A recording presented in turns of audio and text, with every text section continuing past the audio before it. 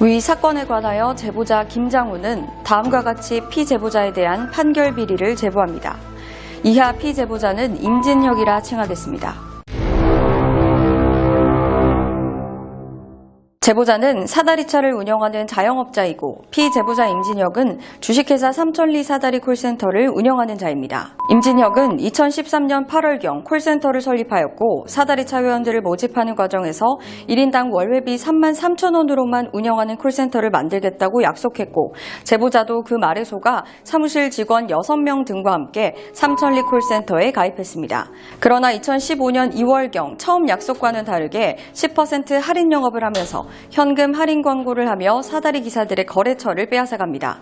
그리하여 2016년경 10% 할인 영업에 대하여 삼천리 콜센터 회원들이 항의하자 2016년 8월 72명, 9월 215명을 강제 탈퇴시켰습니다. 보통의 경우라면 부당한 콜센터 운영 중지를 요구하는 회원들이 발생하면 이를 사과하고 영업을 중지해야 함에도 불구하고 회원들을 강제 탈퇴시킨 것은 회원 탈퇴로 인한 수입 감소보다 10% 할인 영업으로 인한 수입이 훨씬 더 컸던 것이고 그야말로 돈맛을 알아버린 것입니다. 2017년 5월경 제보자는 사다리차 동호회를 통해 10% DC해주네 라는 글을 올렸고 이에 대해 피제보자 임진혁은 회원 탈퇴를 통해 허위가 아님을 알면서도 제보자와 이현기 등을 10차례 정도 고소했으나 모두 불기소되었던 사실이 있습니다.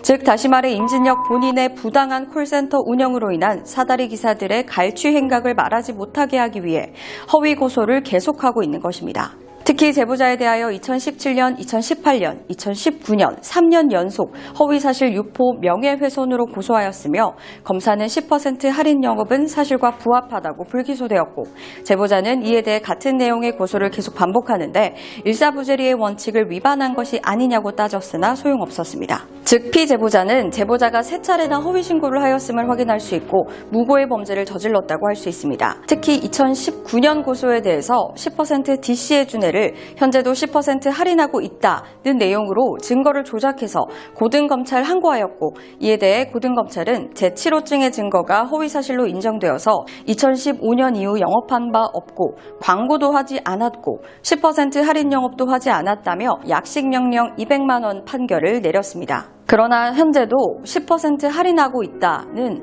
제보자 김장우가 했다는 증거를 찾을 수가 없고 증 제9호증에서 보면 취지라는 단어가 들어있는 사실을 볼 때 임진혁이 임의대로 증거를 조작하고 고소한 것이라고 할 수 있습니다. 그러자 임진혁은 약식명령 200만 원을 증거로 민사소송을 해서 손해배상 400만 원 지급 판결을 받았습니다. 그 과정에서 현재도 10% 할인하고 있다는 7호증의 증거는 이현기 손해배상 내용을 그대로 베껴다 쓴 즉 증거를 조작했음이 들통난 것입니다. 그러나 2019년 사건에서는 10% 할인 영업이 명예훼손에 해당되지 않는다고 했고 현재도 10% 할인하고 있다에 대해서 대법원에서 기각 판결을 받았습니다. 또한 임진혁은 약식명령 200만 원을 증빙자료로 이현기를 서울 북부지방검찰청에 고소했으나 검사 김준소는 현재도 10% 할인을 하고 있다는 표현, 고소인이 과거 실제로 할인 영업을 한 사실이 있으며 고소인이 할인 영업을 한다는 표현이 객관적으로 고소인의 명예를 훼손하는 것이라고 인정하기 어려움이라고 판결했습니다. 그렇다면 현재도 10% 할인하고 있다고 말한 이현기는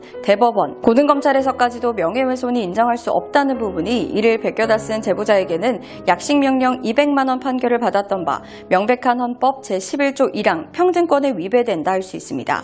그리하여 제보자는 임진혁을 제12호증부터 17호증까지의 증거를 바탕으로 무고죄로 고소했으나 수사관 김은솔은 양측이 제출한 자료 및 법률을 검토해서 수사를 진행했다고 해놓고 제보자가 제출한 증거에 대해서는 전혀 조사를 하지 않았음을 확인할 수 있습니다. 특히 제17호증 화물차 기사와는 전화통화를 통해서 사다리 금액의 10%에 해당하는 13만 원을 2020년 2월에 우리은행 통장으로 입금 사실을 확인했고 이를 누락시켜서 불송치했습니다. 특히 불송치 이유를 살펴보면 명예훼손 혐의가 인정되어 벌금 200만 원이 청구된 사건이므로 무고로 볼 수 없다는 말도 되지 않는 불송치 결정을 했고 이에 대해 제보자는 검찰에 이의 신청을 했으나 제12호증부터 17호증까지 명백한 증거를 제출하였음에도 증거 불충분에 대한 아무런 이유나 명분도 없이 불기소 결정했습니다. 또한 약식명령 200만 원 사건에 대해 증 제12호증부터 17호증까지 증거를 근거로 재심 청구했으나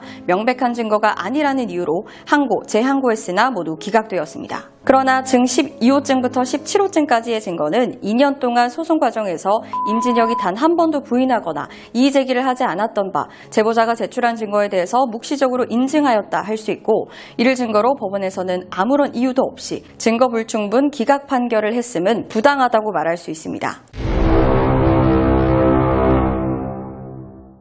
임진혁은 10% DC의 준해에 대해서 세 차례 허위사실 유포로 고소했으나 모두 불기소되자 현재도 10% 할인하고 있다는 내용으로 증거를 조작했으며, 그 내용 또한 증거 제12호증부터 17호증까지의 증거를 통해 허위였음이 들통났던 바, 위의 사건들은 명백히 편파적이고 불공정한 수사와 편파적인 검사 불기소 판단, 법원의 증거 불충분 기각 결정은 명백한 헌법 제11조 1항 평등권에 위배되는 판단을 하였음을 알 수 있습니다.